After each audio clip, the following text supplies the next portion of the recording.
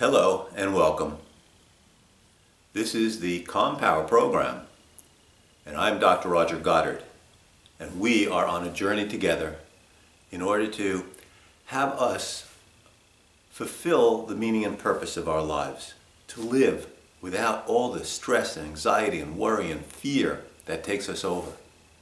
And we're doing that by working in the 4 key life areas of body, mind, heart, and soul. And these are the key areas that each contain critical skills that we need to be able to grow and strengthen and develop in order to live the life that you deserve, that I deserve, that we deserve, in order to really enjoy life. I mean, life is a miracle. Life is amazing. This is just incredible that we are alive in this beautiful world with all these beautiful things and wonderful things that happen in life that we have around us. But something gets in the way. Something gets in the way of our enjoyment, our fulfillment, our delight, our spiritual joy in experiencing life. And what gets in the way are all these emotions and fears and negativity and worries and problems and issues, and they get compounded as we grow older. The infant, the baby, enters the world in a state of joy and happiness, and then one thing after another, by childhood, adolescence, early adulthood, problems, issues, losses, disappointments, frustrations, reality sets in, and things get harder. And these things get in the way of being able to live the life that we really should be living. Body, mind, heart, and soul. Each of these areas very, very critical. And we are in the area right now of heart. Heart is beating. Hearts matter. And the area of heart is particularly the area that refers to our ability to relate and connect with and enjoy and have positive relations with other people. And heart also refers to what is going on in our heart, our emotions, and how we relate to our emotions.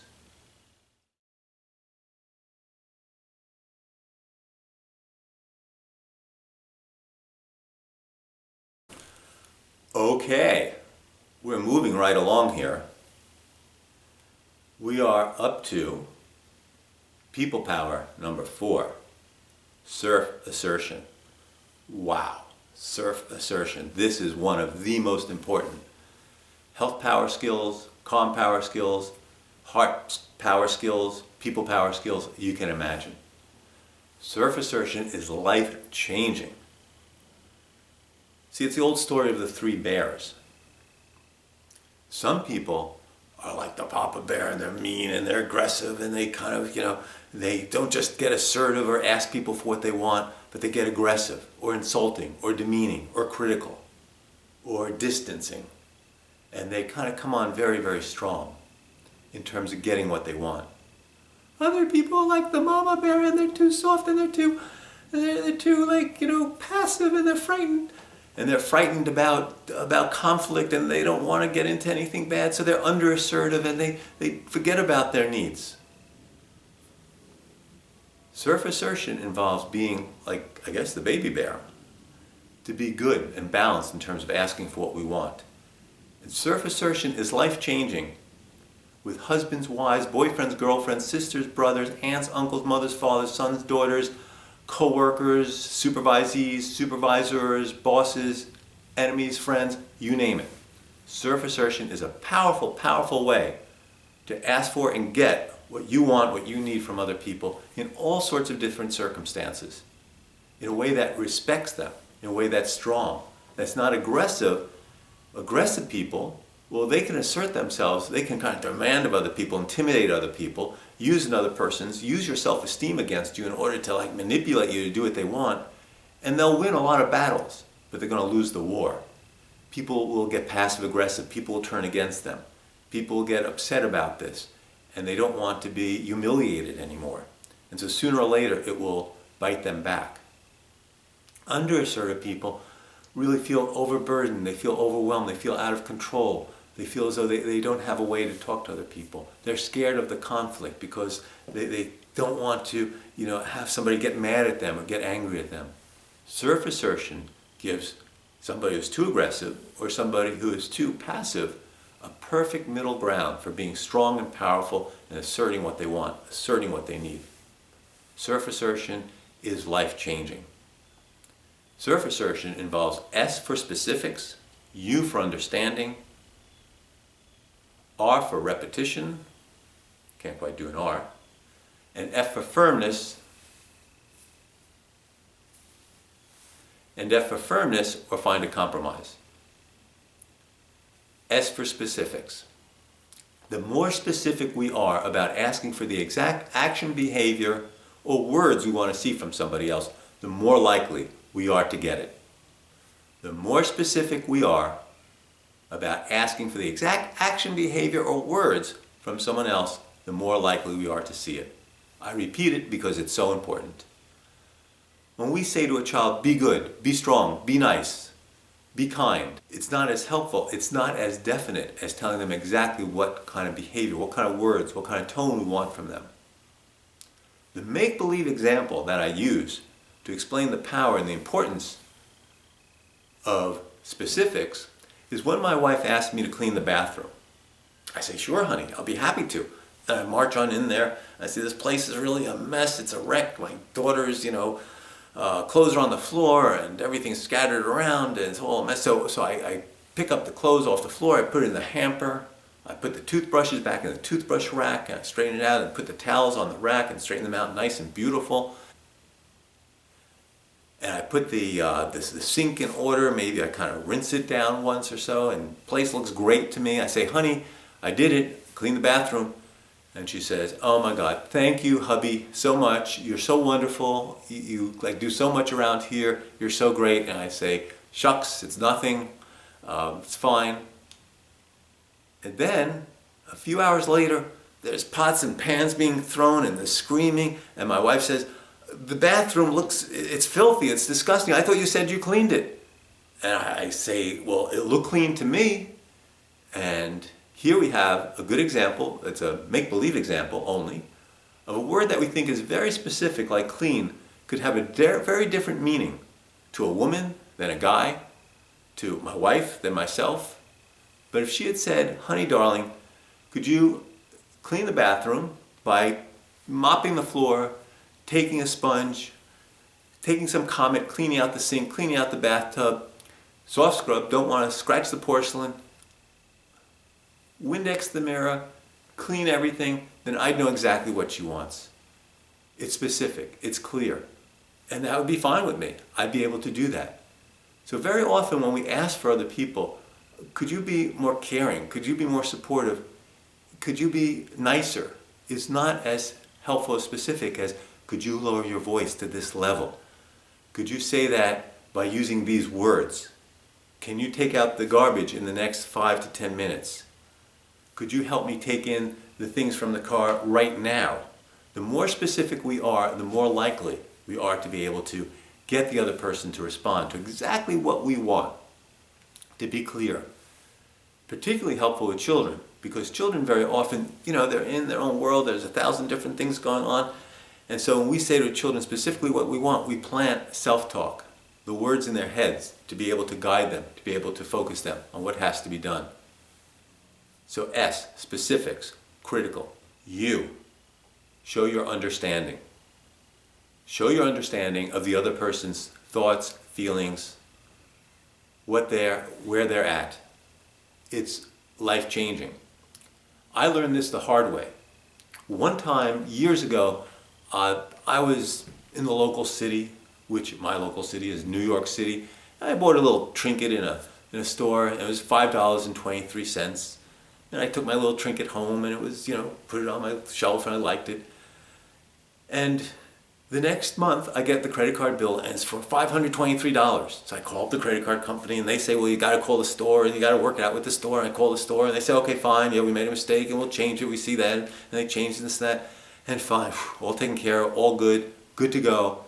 The next month, again, I get a charge, but now I've got finance fees, I've got interest fees. I call up the credit card company again, and they say, oh, yes, it was supposed to be taken care of, and we'll take it off. Well, make a long story short, this went on for 3-4 months.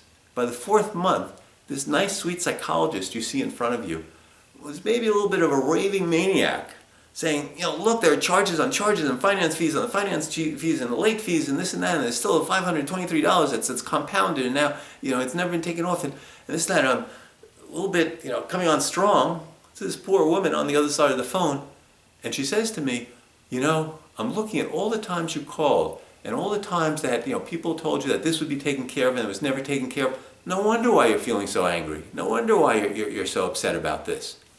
I said, oh my God. All of a sudden I realized where I was at, what I was doing, because she showed her understanding. She disarmed me. She disarmed my whole emotional upset about this whole thing. Because it was so powerful for another person to show and validate, hey, I can understand what you're feeling, why you're feeling this. Well, the person doesn't have to, you don't have to, when we show our understanding of somebody, we don't have to necessarily agree with their feelings, but we can certainly acknowledge them. We can certainly accept them. We can certainly understand why they're feeling them. We can certainly affirm that they have a right to feel that way. I took some of the martial art of Aikido, and Aikido is based on the fact that when things are in discord, when there's conflict, when there's problems, somehow the energies of the universe or people are in conflict. They're aggressive, they're discordant, they're out of alignment. And the idea is when there's conflict, aggression, discord, tension, problems, the idea is not to kind of go head on head and create more conflict and fight, like head on. What you do in Aikido, in order to reestablish the harmony of the world as they see it, that the entire universe is interconnected and in harmony, in order to reestablish that harmony, you join with the other person. So if someone comes to attack you, your first move is to move with them, go with them, flow with them, turn with them, so that you really reestablish the harmony of movement, of energy, of the force, of the flow, of the direction, of how things are going. Showing our understanding of another person is doing this. It's an Aikido move. It's being able to get that person to feel understood. As I said, I do a lot of couples work, and it seems pretty easy to figure out who's going to take out the garbage which day, but couples won't do it because he doesn't understand that. When I get home and she doesn't understand that, I have to do that, and no one feels understood. It's a primary human emotion, to feel understood, to have other people acknowledge and understand what we're thinking, what we're feeling. And when we do that, we get them on our side. So self-assertion, when we're trying to assert ourselves and we're trying to get somebody else to help us get what we need, and we get into a conflict or a tension or an argument or this or that, showing our understanding of what the other person is thinking and feeling is an Aikido move that all of a sudden changes the nature of this. Because people get stuck, and they get stuck in the stalemate of needing and wanting and having to be understood. And we can break that stalemate by showing them we understand what they're feeling, what they want, what they need, what they're thinking. SURF. R. Repetition. Now I know that you believe the same exact thing that I believe, which is the same thing your parents believe, and the same thing that my parents believe or believed, and that is I should only have to say something once. It makes total sense, makes logical sense, but when we think that I should only have to say something once, what happens when we have to say it twice or 3 times? Well, I already said this, I already told you. We start to get angry, we get aggressive, we get insulting, we get annoyed, we get filled with tension, we get angry, we turn the other person off, we get critical. We need to change from I should only have to say something once to I should only have to say something 3 to 5 times. When we repeat ourselves, what they used to call the broken record technique, we let the other person know that this is important to us, this is a critical issue, this is a bottom line issue that really needs to be taken care of. What it does, it really protects us from a few things. From saying the wrong thing, from getting insulting, from getting aggressive, from throwing up our arms and giving up and just walking away, from doing it ourselves. It protects us particularly also from having the other person put us on the witness stand. Well, last summer you didn't do this and you should have done this, and why you asked when you did? Well, we think to ourselves when we're trying to be assertive, if only I can give the other person the right explanation, then they'll say, oh, now I understand why you want and why you want it, and now I'll do it for you and I'll do whatever you want. We think if we just give them the right rationale, that they'll do it. Well, when we need to use self-assertion, we need to be assertive with somebody, the last thing they're going to do, they're just trying to make an argument with us, not to try to be convinced, but just to deter us, to just defer us, to just distract us, to just get us off course, to just give us one argument. It doesn't matter what we come up with. It's not the time. There's other times for positive communication where intimacy and talking things out and being understood and understanding is really critical and really important to be able to engage in a back and forth discussion. It's not when we're being assertive per se. What we need now is to be able to let the other person understand that we want what we want and we're very, very invested in this and it's very important to us. And we do that by repeating ourselves 3 to 5 times. To our child, take out the garbage now, please. Oh, but Mom, in the middle, you said that last time. Take out the garbage now, please. Well, yeah, I'll do it later. I'll get to the garbage now, right now, please. Oh, I'll do it. Garbage, take it out right now, please. Oh, my mom, my dad wants me to take out the garbage. They want it to happen right now. They're very serious about it. It's very important to them. I better do it. It took 4 times to really get the importance across to somebody. But when we engage in an argument and other things like that, we get lost. We lose perspective. When we let the other person put us on the witness stand, well, you didn't do this, you didn't do that, and all of a sudden we're defending ourselves, and we're trying to, in a court of law, judge and jury are there, and we're trying to kind of, talk it out with somebody in a legal way. It's going to get us nowhere also. Very powerful to just repeat ourselves. So if we have an argument with, God forbid, our mother, the next morning we can wake up and we know the only thing I did, I wasn't insulting, I wasn't mean, I wasn't nasty, I wasn't guilt-tripping, I wasn't aggressive. I just was asking for exactly what I wanted, what I needed. We know when we're repeating ourselves that we're just asserting, we're just nicely asking, calmly, firmly perhaps, what we want, what we need. And that brings us to F for firmness or find a compromise. We need to be able to ask for what we want, what we need, in a firm, strong way, depending on the circumstance, depending upon who we're talking to, but not in an aggressive way. And also not in a little sheepish, little quiet, little kind of like passive way that nobody's doing because I really need it. Firmness is very, very important in terms of our tone of voice. I do a lot of work with schools, and it really seems to me that so many classrooms are so different because some teachers, they don't have much of a presence. They maybe have, kind of those kids, why don't you do this? Or maybe they're screamers and then they're riling the kids up. But some teachers, just by their force of personality, just by who they are able to say, okay, we need to clean up now. Yep, we're all going to clean up. Great. They just have a certain personality where they're able to be firm in what they're asking for, so they are respected. They get respect just because it's the nature of their tone of voice, their volume of the voice, the firmness of their voice. But F also stands for be willing to find a compromise. Okay, you don't want to take out the garbage right now. You're in the middle of your show. It'll be done in 10 minutes. How about in 10 minutes? Okay, that's fine. We need to be willing and able to find a compromise, win-win compromise, to be able to find a solution to what the situation is. So self-assertion gives us enormous power for those of us who are or tend to be aggressive, demeaning, insulting, critical, or for those of us who are scared about, asking for what we want, getting what we want, or passive, or other people roll over us, they steamroll over us. Self-assertion gives us the power to, in a respectful, caring, soft, yet firm way, ask for what we want, get what we want, and have other people understand what we want. It really is very, very life-changing with mothers, fathers, sisters, brothers, aunts, uncles, sons, daughters, foes, friends, you name it. It helps, it works. Use it, get strong at it. It is a health power skill, a calm power skill, a heart power skill, a people power skill that really can help you to get what you want and feel more empowered and feel better. So these have been the 4 key people power skills. Use them in combination. We have bonus skills coming up which can also really be very, very helpful. Use them though to feel great, to feel good inside, to be strong, to be able to get what you need. We need other people. We need to be loved. We need to give love. We need to express love. We need to have love. We need to share love. We need to be able to connect with people in a way that is fulfilling and helps us. And our people power is our ability to kind of like get over and beyond the habits and the negative patterns that we fall in with people and the things that we've been doing our whole lives. People power involves changing what we're doing for the better, strengthening certain skills that are going to help us to have much better relationships, to feel much more fulfilled in terms of our ability to be with other people. Critical skill area. Thank you.